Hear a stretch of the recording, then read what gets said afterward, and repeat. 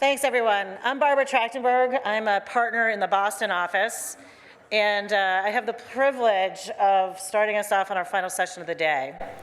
As we've heard today, users of real estate are demanding a different experience, both in the way that they transact for the space they use, as well as how they use it. Investors in real estate are using technology and new concepts to respond to that demand, often unlocking hidden value in existing assets. Many of you have invested in or are using the technologies that enhance experiences and uncover value. But the future of real estate is not entirely dependent on technology. It also evolves from changes in mindset and changes in the ways that we and our customers want to live, work, and play. Welcome to DLA Piper's first Real Estate Live Talks. Similar to other industries, the pace of evolution in commercial real estate is accelerating. At this final session of our 15th Global Real Estate Summit, we're taking a closer look at what our industry might look like in the coming years and decades in response to the rapid changes in mobility, building wellness, and other industries. We've invited 3 guests to talk with us this afternoon about current and upcoming disruptors and how they will improve and innovate the real estate industry. We'll begin with Phil Williams, then Mark Joseph, and wrap up with Terry Howerton. Please save your questions for the speakers until the final presentation. Following our Q&A, we will adjourn to continue the conversation over cocktails, and we will be distributing copies of PropTech 101 by Aaron Block and Zach Aarons. If you've not already read it, I recommend that you take a copy. And without further ado, here is Phil Williams.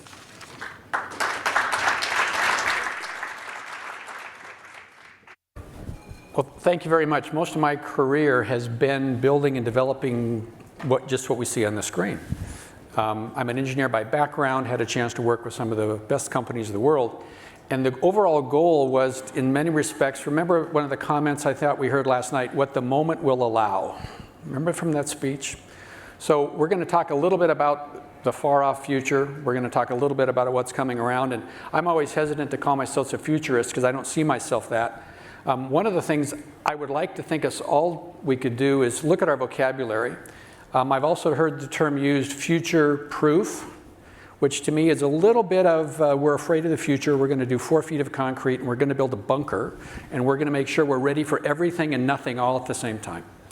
I like to use the term future-ready, which supplies a little bit of that nimbleness, which means we can't predict the future, but we need to understand it's an ever-changing art, and that we have to recognize if we're afraid of change, we shouldn't be in this business. So let's understand that change can be our friend. It helps us differentiate. I'm going to start a little video, and this might be a little self-serving, but it actually themes back into yesterday. We talked about pride in the future. We talked about hope. We talked about ambition. We talked a little bit about anxiety. We talked about how we have to be in the present, but looking over the horizon, and also looking over our shoulder. So bear with me here, and I think you'll like this.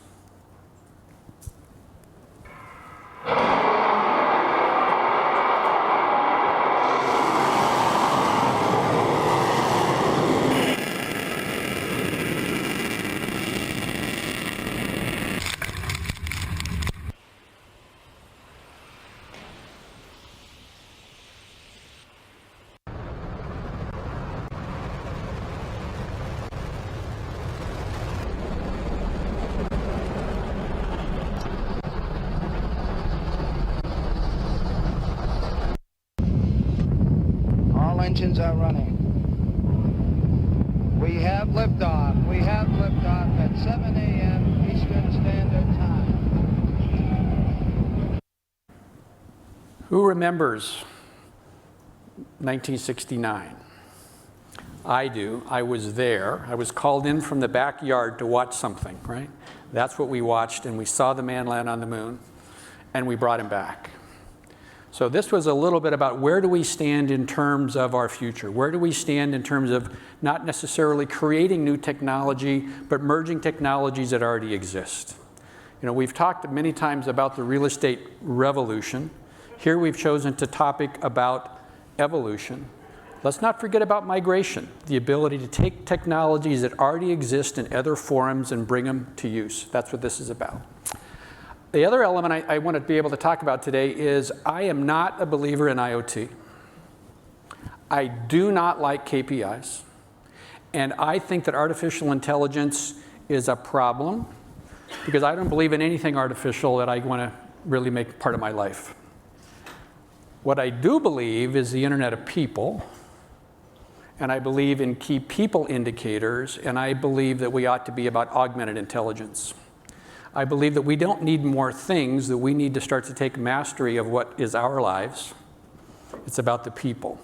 Our businesses are driven by our people. The indicators that we commonly use are a result of the people. And I view AI in terms of robots as nothing more than Watt's steam engine. It's going to allow us to do things more efficiently, or McCormick's Reaper that allows us to do things more efficiently and harness that manpower, that people power, that woman power to do what is better suited for them.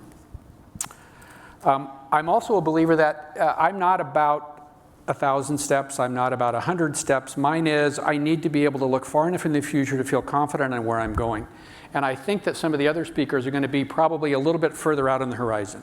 Everything I'm talking about today is being implemented somewhere in the world. Maybe not in your buildings, maybe not in your business, but the ability to recognize that a part of us as an industry needs to follow some of those early adopters. You know, and maybe do the crossing the chasm mode of I'm a pragmatist. I need to see it, feel it, touch it, but I'm not afraid to move when I have more information to work by. So, some of the facts that you probably know, but to recognize is that we now spend 90% of our time inside. Now, I'm a big believer that 90% sounds like a big number, but you know how old you are. Would you please do the math? Just what that really means, okay? I am in the 54-year category. Some of you might be in the 36-year category. I do know that some of us have members of our family that are 10 years old that have spent 9 years of their life in buildings. Buildings many times designed and built and operated by all of us. At home, at work, at school, at play, at shopping. So don't tell me that we don't have a responsibility for providing the best environments we can for people.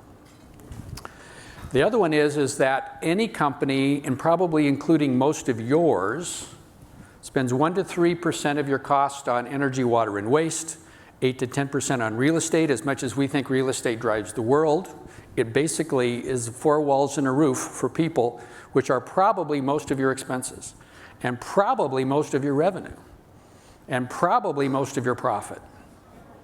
So to understand the ability to have 2 really interesting coincident things happen, people are the value, and they're in buildings a lot, is pretty interesting. But what about the fact that your physical health, 70% is driven by the physical environment, your personal, social, and environmental choices. 10% of your health is DNA.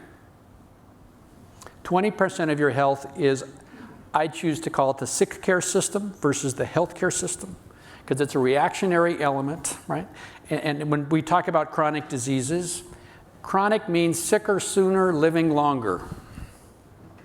And if you take a look at where we're at in terms of society, global, the aging of our population, the 1 or more chronic diseases that we've got, and the ability to say diabetes is increasing sooner, obesity is increasing sooner, asthma is increasing sooner, we physically can't survive as an economy unless we start to do something about it.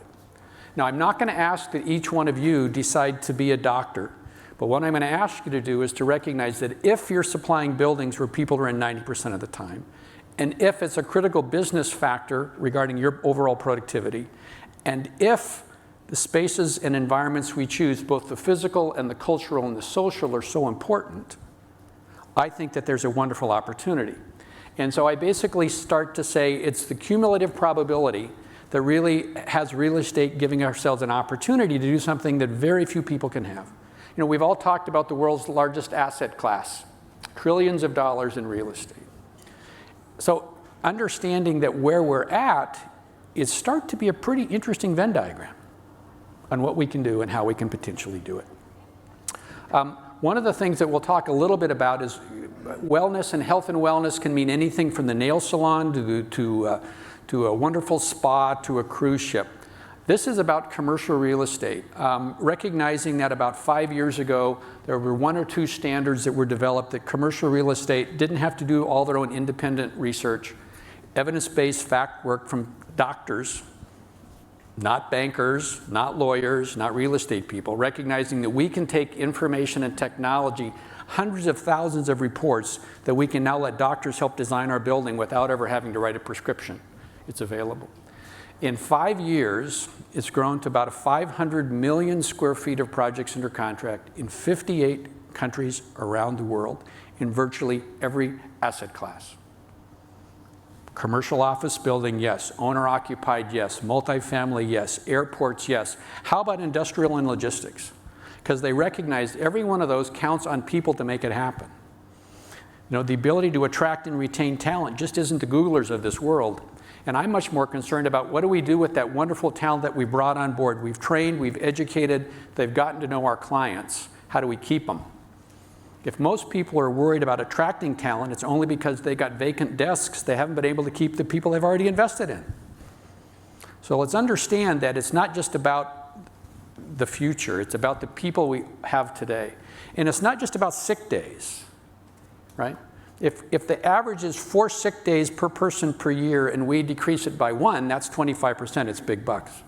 But the key is that how about those other 300 days that they're at work by getting marginal improvements in their work performance because of their interaction with other people, and not just 5G, and that's key. So what I like to be able to say is this, you may see some of your names up here, and this is only slightly representative of the over 2,000 projects we're moving forward. But these just aren't the big new shiny buildings. Right? How many people do you develop 1 or 2 projects every year? How many people have 20 or 200 projects in their portfolio? That's where the people are too. So don't just think that health and wellness is about your next new biggest project. It's about every project that you've got where you've got people. And the growth in the WELL standard and some of those other works has been based upon the fact of existing buildings and portfolios. In January of this year, it was 140 million square feet. In September, it's 500 million square feet. That's about portfolios. That's about existing buildings. That's why it's moving forward. The other element I'd like to talk about is the ability to understand that working with what doctors have given us to have your owners and architects and facilities managers make it work is going to be key. But one of the things we also recognize is we've been hearing a lot about data. We've been hearing a lot about technology today. The next generation of health and well-being is physically going to be the ability to make that building respond in real time for the real performance of the people in the space. This is an individual you may know, Koen van Oostrum, used to be OVG, now with Edge Technologies. My name is Koen van Oostrum. Good afternoon. I founded the company, a real estate technology company, and that's my second company. My first company was an actual real estate company, and the buildings that you see here are the kind of buildings that my company used to make. Typical real estate. We worked with famous architects like, in this case, Rem Koolhaas, and we did all kinds of buildings. 10 years ago, something big happened. I met this guy. I met him again just now inside here, but 10 years ago I met him. And he was in the Netherlands to promote his book and to talk about sustainability. And he organized a round table with people from the business. And he said, guys, we can wait for the government, we can wait for NGOs, but ultimately it's going to be the businesses that will be the drivers for change. And I talked to him and he said, actually, the real estate industry is a big part of the problem, so you have to do something about it. And we got together with a whole group of people and we said, okay, maybe we should make more sustainable buildings. Let's figure out how to do this.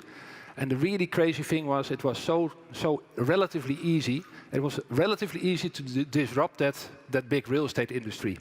And so we started to work, and we made a building, and we made a building that was energy neutral. And then we made a second building, and ultimately we made this building. And this building was a building called The Edge.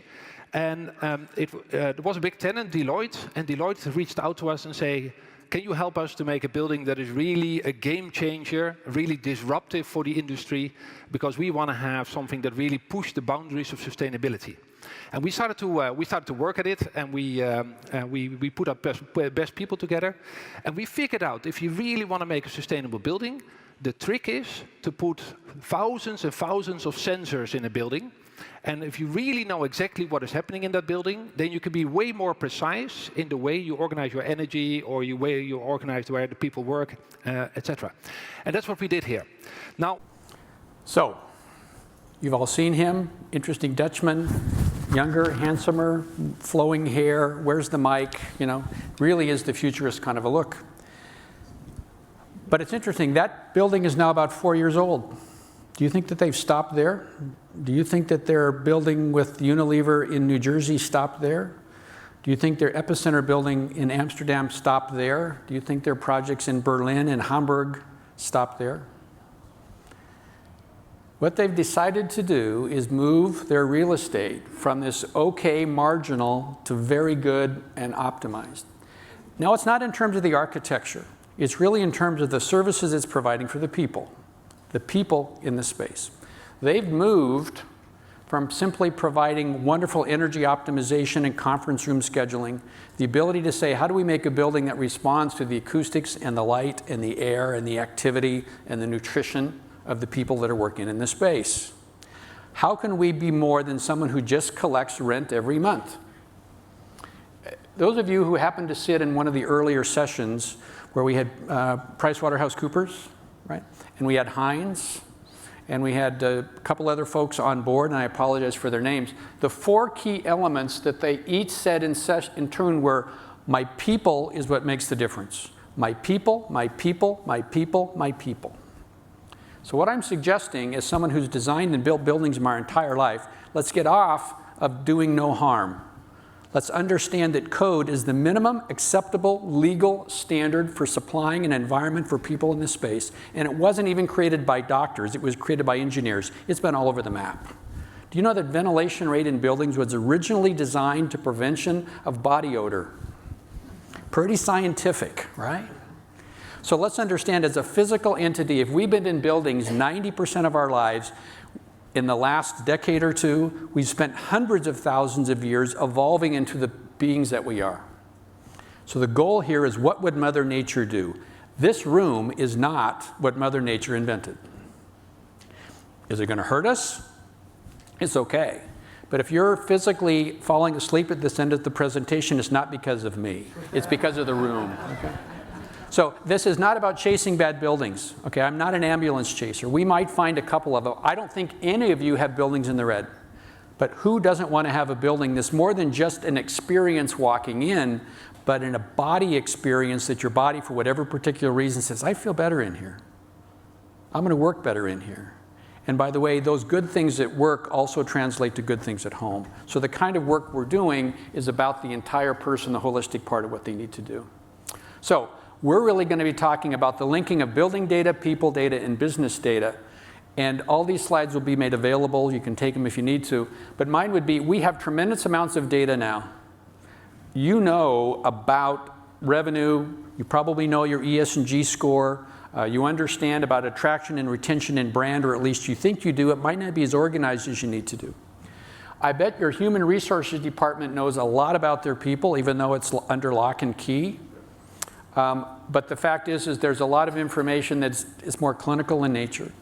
The building has a lot of data, maybe not all the data we want regarding the sensors for the environments, but I'm going to guess you that Philips will provide some sensors when we got some light. And the Carrier trains in York of the world, or Siemens or Honeywell's, will provide that for you. And the ability to understand, you don't have to be experts. That's already been determined. So the real challenge is, how do we take the data that we've got and a little bit of the data that we need and actually start to combine it, so that if we can have the building respond to people and the people drive the business, we actually start to change the tune of how we actually value and where we sit in the business world. So the goal here is to understand, link the data that we've got, and then through AI, through augmented intelligence, start to do that patterning that we can't as individuals see. You know, as experts in real estate, we know about our building. We're probably not the building engineer. As the building engineer, we probably don't understand what humans and human resources and your lung capacity needs to be. But we can certainly understand how they can be linked together when we start to provide you the insights to the information.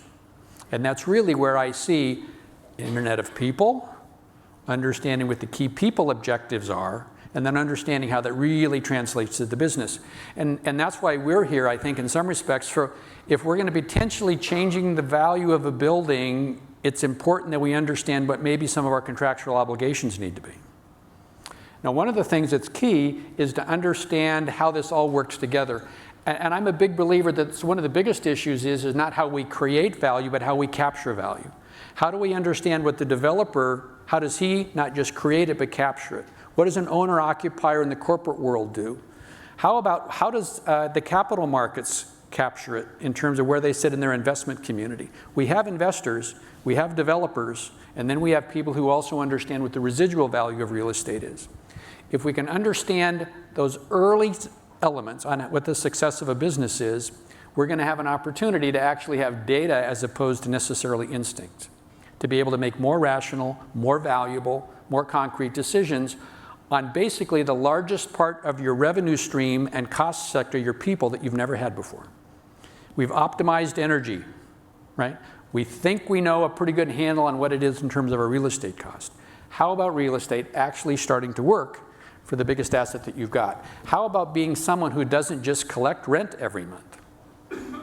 So under most circumstances, the data that we're going to show probably in great buildings have an opportunity to improve performance in companies by anywhere from 6, 10, 12%. That's a lot of money to the bottom line, and not a big cost. I really like to say it's about smarter money, not more money. Take some of those numbers and cut it in half, and cut it in half, and cut it in half again. Who wouldn't like a net 1 or 2% on 90% of your revenue, as opposed to where you currently sit? That's the power of where data is going to lend us to it. So with that, we have an opportunity to also understand that there's people out there on it. This will be linked to the report. We actually have some hard copies available. It's the financial case for high-performance buildings that actually starts to crunch some numbers. It doesn't just talk in those big elements, but talks in numbers. And it starts to understand that luck just isn't when you show up. It's when you have an opportunity to have preparation and opportunity. We have the opportunity with AI. We have opportunity with IoT. We have an opportunity with the value of people in a shrinking labor force where knowledge workers are king. And so mine would say the moonshot really turns out to be not a series of events that were just by happenstance, but a series of events that started with Wernher von Braun in 1945 and ended with Man on the Moon. And the ability to recognize that doing nothing is a risk, and to understand how we can potentially add 90% of the time, 90% of the money, and 70% of the impact to create a pretty interesting business model for where real estate can and should be, and in some instances is already at. Good afternoon, everyone. My name is Mark Joseph, and I've spent most of my life as an operator of running large bus and rail systems and on-demand systems throughout the country and elsewhere around the world. Today I'm going to talk about the mobility's impact on real estate, and we'll start here in Chicago. Does that look familiar? That's Randolph and Dearborn, and in fact, the more things change, sometimes the more they stay the same. We know that there's still a lot of congestion there. The fact is, you also know that over a 10-year period, we went from horses to horseless, and we'll go from drivers to driverless probably over the same 10-year period. Now, we're going to talk about the disruption and where and how it's transforming, this mobility disruption, where and how it's transforming all of these activities that we're involved in. Conventional wisdom wants to put us in a box and say that it's either a black or white outcome. In fact, this is going to be something where there's going to be winners and losers both in the cities and the suburbs. And what we do know is those who don't think about mobility in terms of real estate are the ones that are going to fall behind. So let's look at this video for a second. It's been a century, and it is time to move on. SkyTram is the first public transit system that's as personal as a car. It will unclog our cities and transform our lives. With SkyTran, there's no schedule. Its predictive artificial intelligence knows when you need your ride. Stations are so narrow they can fit over sidewalks, so they are always just a short walk away. SkyTran's revolutionary magnetic levitation technology enables you to fly on a cushion of air. Traveling in a skypod is so quiet and smooth that you can comfortably... So, this is VTOL. This is electric vertical takeoff and landing, Uber concept. This pricing looks like right now Boeing is invested, Uber's invested, others are investing in this. Pricing in San Francisco, proposed pricing is about $100 to go from downtown San Francisco to SFO in a 5-minute ride. We'll come back to VTOL. On the other slide, the other video that you just saw a minute ago, SkyTran, this is a company that started in Israel. Eric Schmidt is one of the backers of this company. The most important thing to know is that this is about 1/10 the cost of rail development today, and it can fit into these streets. So you could be looking at the L here in Chicago, the L of tomorrow. When we think about what exists already, this is a great example, a system that I visited in Medellin, Colombia. This is an example of real efficiency in terms of intermodal connections from bus to metro to an aerial gondola tram system that goes into the mountains very inexpensively and serves a number of socioeconomic background neighborhoods there, and I think is a great deployment. So what's driving this change today that we're going to see in terms of mobility? It's this generational difference, I believe, in large part. And when we look at this and we think about boomers like me versus millennials like my kids, we can think about the behaviors. Certain things are obvious to you. Maybe some are a little less obvious. The largest parking operator in the country said to me, look, when we look at the future of parking, all we have to do is look at concerts. And when there are concerts for boomers like Elton John, our parking lots are filled. And when there are concerts for like Martin Garrix, the parking lots are empty because all the millennials are taking Uber, scooters, and other ways to the concert. The other thing that's clear, physical retail versus digital, less clear to many of us is our generation thinking about the value of material properties and assets, and millennials thinking of value of travel and Instagrammable experiences.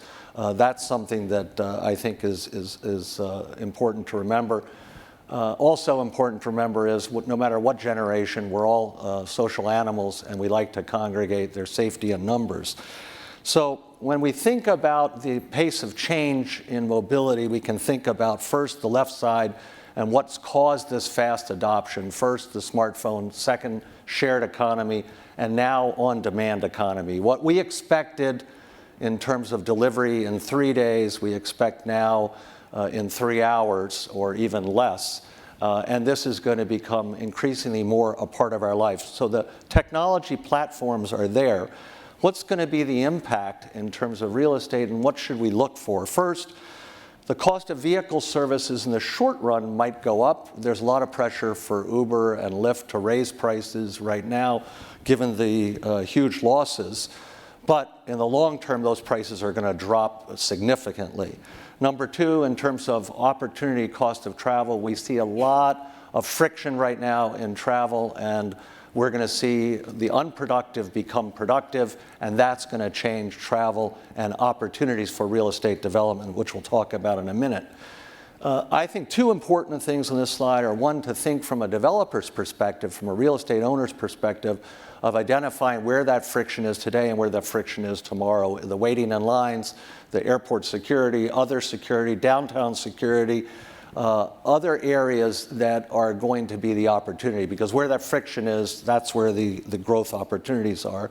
And when we look at this small bar chart at the bottom, this is the price dropping on transportation per mile from drivers to driverless. You can see taxis at $3.50 a mile, all the way down to autonomous at 35 cents a mile. Actually, I think the autonomous vehicles will be about 20 cents a mile. So when that happens, you can see how ubiquitous these vehicles will be and how they can incorporate other services. We heard earlier on the panel about changing the mindset. Well, in fact, one of these mindset changes is thinking about overnight travel. This company, Cabin, I advise, I think it's a great company because they're mastering one of the most important use cases, which is sleep in a moving vehicle. And so today you can ride from San Francisco to LA in one of these overnight vehicles. It's a hotel on wheels. When you really think about the opportunity here, this is an opportunity to have a catalog of destinations for weekends and to own the night, because that's the time to travel. If you can get a good night's sleep and wake up the next morning in another city, it's a great way to think about changing travel patterns. The other is a concept of a productive gym bus. You could be riding your Peloton to work, literally.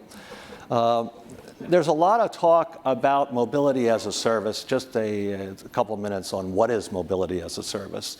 Mobility as a service, think of it as the Amazon of transportation. This is sort of the holy grail in transportation. It's connecting all of these modes and integrating all these modes into an app that will navigate for you. First, do your journey planning, and then give you the connectivity between all these modes on one platform, one payment system.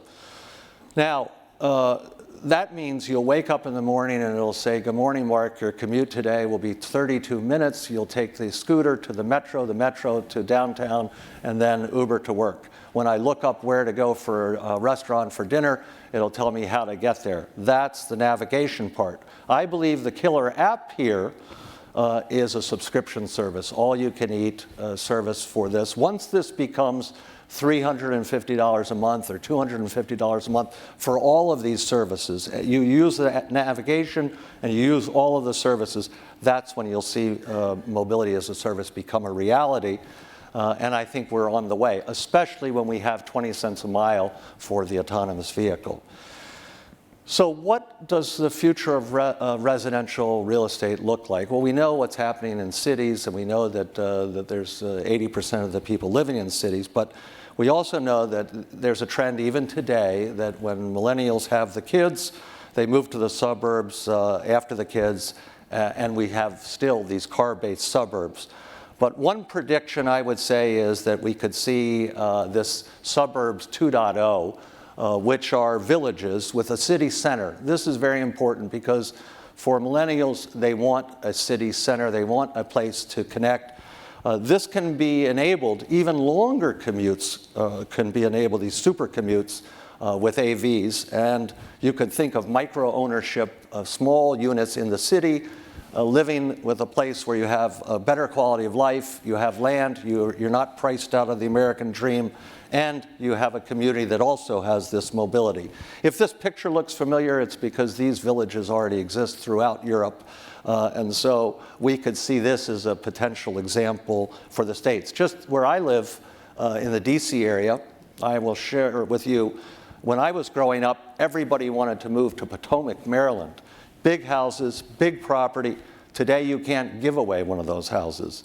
Yet, even further out, double the commute in Frederick, Maryland, you have a village, a city that people will commute longer, but have a better quality of life. So, I'm going the wrong direction. So, when we think about this commute, what might the commute look like? Here's a Volvo concept showing a couple form factors for this commute. What I would say, if you're thinking about where we should be developing, in the past it was always transit-oriented development around rail systems. The deployment of autonomous vehicles will be along corridors, geo-fenced areas. This is where the edge cases can be sorted out quickly, and already Waymo and others are deploying in this area. If you look at where these corridors are, that's where I believe a lot of the development will occur, and it'll enable a number of other things. So one of the challenges for many is how do you solve the school issue? You have the virtuous circle on the right. Better schools equal higher home values, which equal higher taxes, and again, more investment in schools. But what if that were to change in two ways? One is this suburb 2.0 that could be even further out and benefit from these type of schools. But what if you lived in the city and your kids commuted to the better schools? What if they had access to better schools, no matter where they were, no matter what income level? They had moving classrooms. I believe this is in the not too distant future, and already investing and working on a project like this, and we think we'll see significant results and impact access. We heard a lot about parking and what's happening in terms of monetization of the curb. I think you have to think about, first of all, we've just replaced some single occupancy vehicles with single occupancy Uber, Lyft vehicles that we ride in. So we've traded one for one, and we have huge congestion problems. We're still going to need buses and rail in cities, and we're still going to have service along these corridors. But how are we going to get people to move, especially the delivery vehicles, because a lot of the congestion in cities are the delivery vehicles, and where should they be relocated? How can we better manage the logistics side? So we have two major challenges: the flow and the logistics and distribution, and the monetization of the curb will serve to help solve some of that problem, as well as relocation. We also see this not only in cities, but at the airports, where we're trying to see these solutions, and I believe we'll see them in the next year or two. You can see parking reuse of parking garages. You heard a little bit about that before, but let's talk about parking lots. This company, Reef, formerly Park Jockey, is the largest parking operator in North America, having acquired Impark and Lanier. And I like the way they're looking at parking. First of all, they're thinking that parking is really, up till now, warehousing cars, but in the future, it's warehousing goods on a platform. That platform is proximity as a service. So when you think about the platform, they say that they'll let the market decide what are those services, what are the goods and services, and how do you manage that on this real estate. And you can already see hyper-local retail. You can see Uber and Lyft waiting areas, autonomous vehicles, repair, storage, deployment, a number of uses here. But it's clear that these spaces will be the new mobility hubs, and it will change how we work and live. And the advantage of this is we can start to think about some important new uses where there's going to be big disruption. Most of you have heard about cloud kitchens and know that Travis Kalanick, who after founding Uber, now believes that the cloud kitchen business will be larger than the Uber business. He says it's a business for everybody who eats. Well, in the case of Reef, I visited this location here in Miami, and the day I was there, they were celebrating a delivery time 13 minutes from order to delivery of food. This is a data-driven business. The fact is you can locate these kitchens near where the demand is, and you can know what that type of demand is. You can know what you're going to be preparing. And this could change the neighborhoods that right now are food deserts because of the growing demand for delivery of food. Two things about autonomous vehicles. One is that we're going to see, as I mentioned, rapid deployment already. We're seeing Waymo starting to scale. But even faster than autonomous vehicles for passengers, we're going to see lots of autonomous vehicles for goods. This Nuro vehicle is a partnership with Kroger. Why will we see this much faster? Because the edge cases are much simpler. It's low speed, less dangerous, easier to solve, and highly useful. The business on the right is a company out of Israel called Shukit. This is a it's a hyper-local business. Nano services, a sort of nano deployment of the delivery tech. And so you're offloading bigger vehicles, solving the problem, and we're not going from last mile, we're going to last block with these guys. And I think this is a fast-growing business that will also help solve problems of congestion in communities. So people ask, well, what's the effect of autonomous vehicles in terms of free time? What are we going to see? How many hours a year? Globally, this is Morgan Stanley saying that it's going to be 600 billion hours a year. There are a billion cars in the world. In the US, which is not a high user of public transportation, there were 10 billion trips in 1 year recently. In 2017, 10 billion trips in public transportation. So we're going to see a lot of free time. And what the second question people ask is, well, what are they going to do with all this free time? And the answer is they're going to shop. And on this slide, in the UK, 20% of the people who have been surveyed say that what they do while they're riding in public transportation is shop to the tune of $13 billion a year. In Canada, the commuters are shopping to the tune of $411 a month. So we're seeing a lot of people shopping while riding. And this is a couple examples of businesses I think are pretty clever. One is an app for free transportation based on shopping. I like the idea of click and collect. So basically, you show up at the BART station, you show up at the MARTA station, wherever, WMATA station, you ride your train and you're buying something. By the time you get back to the station that afternoon, in a locker is your item. Take it home, try it on, don't like it the next morning, you put it in the locker and you return it. That's one example of the click and collect. On Freebird, it's a service that's providing free transportation to restaurants very, very successfully, high growth. And what they found very quickly in the data is that the average ticket for a person who had free transportation to a restaurant was 20% higher than a person who drove themselves to the restaurant. That's not surprising because obviously people will drink more if they're not driving. But they know who the big spenders are, and they can target the level of the ride for those folks to go there. So the prediction here is that retailers who transform their stores into experience centers, monetize the AV commute, repurpose the shelf space into distribution and click and collect centers will win.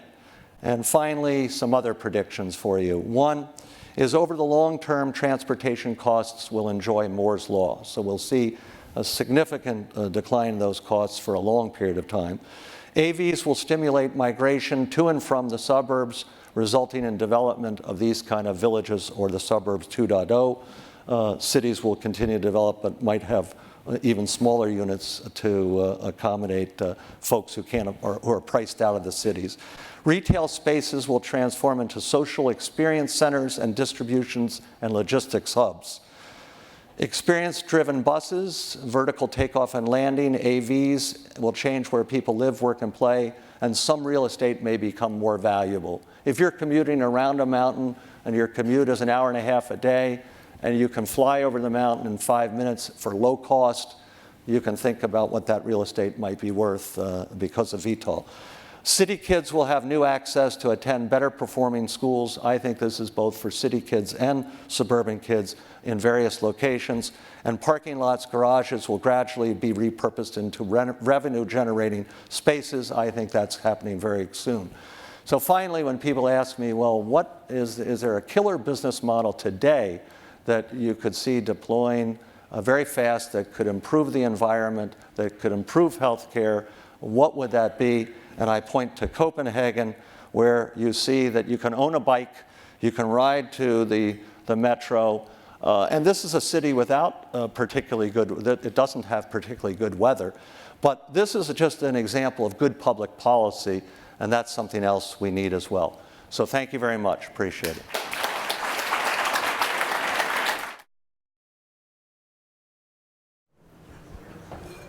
So let me begin by making a couple of quick acknowledgments. Acknowledgement number one is that I'm the only thing standing between you and the cocktail hour. So I know that I need to be fairly efficient. Acknowledgement number two is that you've enjoyed over the last couple of days an awful lot of insight and expertise, deep insight and expertise from folks that have spent careers in the real estate industry. I am not one of those either. I've used an awful lot of real estate, commercial and otherwise. I've even been a part of creating a few different real estate projects, but compared to nearly every single person sitting in this room, I am a rank amateur as it comes to real estate. That said, I want to I want to not talk to you about what I think the innovative pressures are that's redefining the very nature of real estate.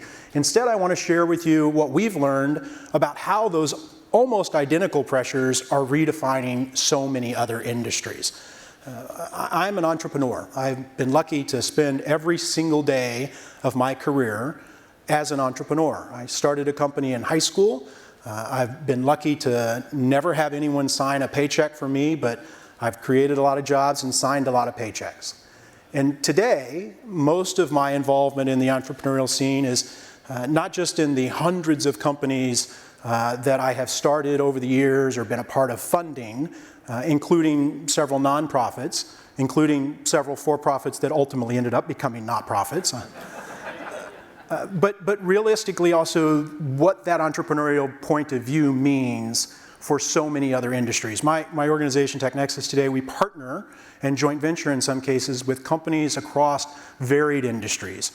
We work with the largest recreational boat builder in the world. We work with the largest manufacturer of fire trucks in the world. We work in the aviation industry, in the mining industry. We've done work with big commercial construction companies. We've had conversations and done work with large financial exchanges, and every one of those conversations begins with this understanding that there's something new afoot, that the status quo is being disrupted today at a way and at a pace that it has never been disrupted before. 734 of the companies that were on the Fortune 1000 list a decade ago. 74% of the largest companies in the United States just 10 years ago are no longer on that list today. Half, as we sit here today, half of the Fortune 500 will not exist in 10 years. That is unprecedented in world economic history. That amount of disruption, that amount of churn is something that the global economy has never, ever seen before. That has profound impacts, whether you're a boat builder, an aviation company, a mining company, and certainly has profound impacts on the real estate industry, which is one of those industries that is fueled by so many other industries, dependent on so many other industries, and in some cases fuels those. This pace of disruption, this status quo doesn't satisfy anymore, is quickening. It's happening faster and faster, not slowing down. Whole companies, in fact, whole industries are finding themselves rendered almost irrelevant overnight. You've heard many examples in conversations and anecdotes throughout the day today. It's not just quickening in terms of a measure of time. Quickening, the dictionary tells us, is also a noun. It's that first moment when you realize or sense that something is different. The quickening in a new mother is that moment when the baby first kicks and they realize there is life. Quickening as a noun is also that first tinge of a cold or a virus or an illness that may be coming on. That moment, that precise moment is the quickening. And I think globally, our business world and all of these industries are at that precise moment of quickening. We heard earlier from former senators and secretaries of the cabinet that the global political environment was so disrupted today. So is the business world, maybe arguably more, but for many of the same underlying causes. It's the pace of innovation, it's the pace of technology, it's the disruption that's coming from the outside in. Even the expectant mother who's full of excitement at that moment of quickening still is filled also with a little bit of fear and a little bit of trepidation. And I think there are an awful lot of CEOs and company leaders that are in this room and across the global economy today that feel that same trepidation, that same fear. Because the reality is that the threat, the disruption coming for them is not just something that's happening or not happening inside their organization. It's increasingly coming earlier and earlier in the ecosystem around them, where entrepreneurs are stepping to the plate and reinventing their businesses or their industries. Now, some of the best CEOs in this room and elsewhere recognize, as they look to their left and look to their right, that they might be in that group of companies that won't exist in 10 years. In fact, if we look at the trends, the odds are you will be. The question is what they do about it. Many of them are reaching externally. They're beginning to say, listen, we've got to figure out new ways of bringing innovation into our organizations and increasingly recognize that entrepreneurial talent, that new ventures and startups offer that path towards innovation. But so many of those efforts, frankly, ultimately end up being nothing more than window dressing. Think about all of the large companies that you know, maybe even some of your own, that have tried any manner of engaging externally with entrepreneurs in the ecosystem. Most of it, at the end of the day, amounts to innovation theater. It makes the company feel like that it's bringing in new ideas, but it's tantamount really to pet an entrepreneur day. Technology tourism trips to San Francisco, launching even in some cases corporate venture capital arms, doing pitch contests and accelerator efforts and other types of things that bring in those outside perspectives. They still fundamentally don't share the DNA, the same risk profile, the same timetables with the external ventures that they're trying to engage with. Many of these corporations understand that the popular management theories of the last 50 years that reduce risk, that reduce variables, make process repeatable over and over and over again as a perfected thing. Many realize that those management theories died more than a decade ago. Today, it's actually all about being able to risk failure as a driver of success. Today, it's all about the agility of the organization to be able to reimagine entirely new things. As I said earlier, our company today is we're a native out here on the frontier with the entrepreneurs, but we've also found ourselves a guide, a pathfinder along with our corporate partners, helping them explore the frontier and engage with the natives there and learn how to extract value and build and harness that innovation.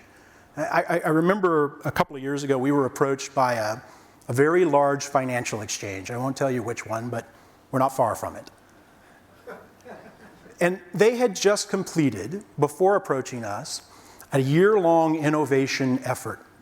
It was designed for them to reimagine what's possible. They knew the business that they had built and grown for decades was no longer a viable business for the future. So they needed to reinvent their future. They needed to figure out what their value proposition would be to new customers or existing customers. And the way they had chosen to do that before they reached out to talk to us was they spent 52 weeks. They designed an innovation lab. They spent 52 weeks, and every week for 52 weeks, they brought together 15 or 20 different people from across their organization, employees, to come in and sit down in front of a whiteboard, and they gave them the direction right from the very beginning. They said, listen, nothing is off limits. We're thinking nothing but outside the box here. We want to know what our future should be. We want to know what our new products, our new services, and our offering ought to be in the marketplace. Simultaneous with those weekly meetings for a year that they did with all of their existing employees, they also went out on 52 customer visits.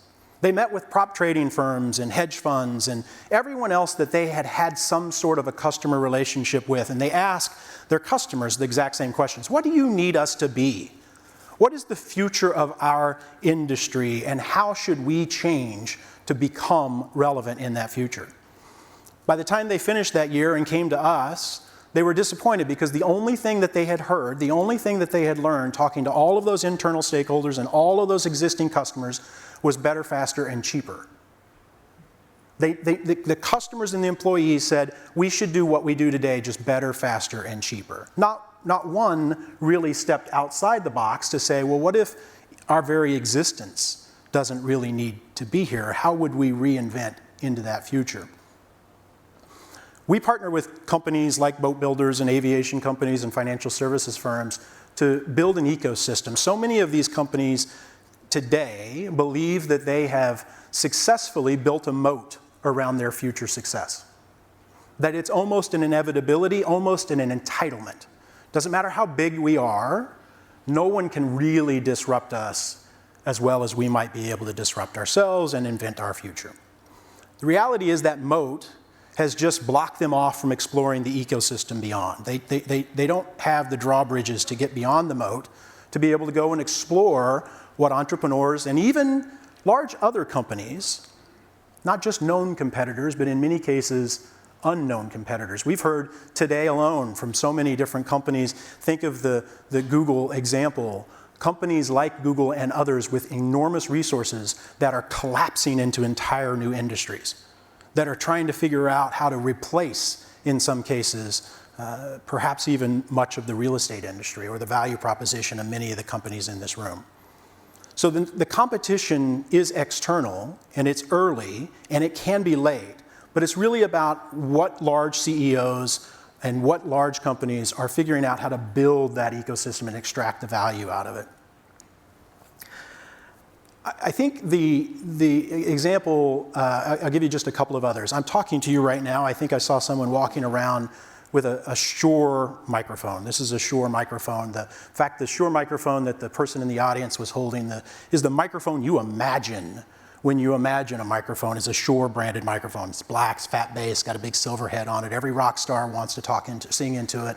Every college auditorium or room like this that you've ever stood up at the table and asked a question in, you probably were talking into a Shure microphone. They're a Chicago-based company. They've been around for 96 years. They literally are the gold standard in microphones. They're also one of our corporate partners and came to us a couple of years ago whenever they said, you know, we were at an auditorium where normally a student would get up and walk down to the microphone, precisely an SM58 microphone that we invented 36 years ago and have sold billions and billions of dollars of, and they would stand up and they'd say, my name is Terry and this is my question, and they'd use the Shure microphone to do that. But at this time, instead, they just reached into their pocket and they pulled their phone out and they pushed a button and talked into it, and it automatically amplified them over the sound system. It automatically put them up on the screen and knew who they were and knew what their background was and introduced them to the crowd so they didn't have to do that. And the people from Shure, great company that they are, all collectively puckered and said, oh crap. Like, the thing we've sold billions and billions of dollars of, literally overnight has just been demonstrated to be completely, not only unnecessary, but inferior. So when we began to partner with them, it was around those types of questions. Not just where is disruption coming, but where does a 96-year-old company, an enterprise that is literally the gold standard in what they've done for decades, find growth? Where do they find their white space? And how can they do that, perhaps through collaboration with an ecosystem? We've invested in over 30 audio-related companies in the last 18 months. Companies that are working on thinking about audio in entirely new ways, new use cases. We've also facilitated proofs of concepts and pilots and collaboration between that portfolio of audio-based companies and Shure, so that some of those companies have begun to emerge as companies they probably want to acquire. Most of those companies are begun to emerge as companies they want to partner with, develop channels with. Some of those companies, they just need to watch grow so that they can keep a pulse not only on that disruption, but their growth opportunities that are coming down the road. We've done the same thing with all of those industries that I talked to you about earlier. The real estate industry, I think, because it depends on so many of these other companies, and also because it's sort of having to ask the most fundamental questions that we've been hearing throughout the day. Why do we build? What is the purpose of occupying? What's the future of real estate if the real estate itself isn't the core asset value? What if it's the service associated with real estate that is the real asset value, and those balance sheets change? The school of the future looks absolutely nothing like the school of today. The workplace of the future looks certainly nothing like the workplace of 10 years ago. How we build, how we use real estate, how we value real estate even, is fundamentally changing. I'm not going to go into the various different reasons. You've already heard them over and over and over again. The forces of artificial intelligence and automation and the changing workforce, the aging workforce, the rising young generation of workers, the very essence of the future of work. How we will all spend our time is putting these kinds of pressures on boat builders and the real estate industry alike. I will just tell you this one final anecdote, though, from a personal point of view. We're a part right now of trying to design and build our future office. Today we have about 60,000 square feet of office space down the road in Chicago, and we've quickly outgrown that, and we know our next home will be a building, and we're a part of designing and developing that building. And every step of the way, I've been trying to dictate what my expectations are for that building. I've been trying to understand and communicate to the architects, to the developers, to the planning departments, to the financiers, what I mean by a building that really is a habitable computer, but in the most subtle of ways. I don't want it to feel like a habitable computer. I just want that entire building to be centered around me, the individual, and the team that we're putting in that building. I want it to be adaptable and reusable in ways that no building I've found or occupied has ever been. I want that building to be able to accommodate dozens and dozens of startups in our portfolio as their needs rapidly change and are utterly unpredictable what they need from their real estate. And I want it to be able to support the corporate partners that we work with that need entirely new ways of collaboration, new points of collaboration with this ecosystem beyond their moats. The building of tomorrow, the building of our future office for our company, I think is the same building that we've been hearing about over and over again throughout today, and that most customers, most tenants, most users of real estate are someday going to need. So I think the future of real estate is absolutely intertwined with the future of all these other industries. And the certainty isn't there around maybe some of the timing or which of the technology forces are going to press first. The one thing that I can tell you with absolute certainty is that the leaders in this room who recognize, who feel that quickening that I described earlier, who understand that that quickening means the status quo is changing, and that there is an urgent need to harness, unabashedly, aggressively harness innovation and growth opportunities beyond their border, to build an ecosystem, to learn how to collaborate with that ecosystem. Those are the leaders who won't be in empty chairs 10 years from now. They'll be the ones that are still in this room. Or they'll be the people who aren't yet in this room, who are quickly on their way here. Thank you and enjoy.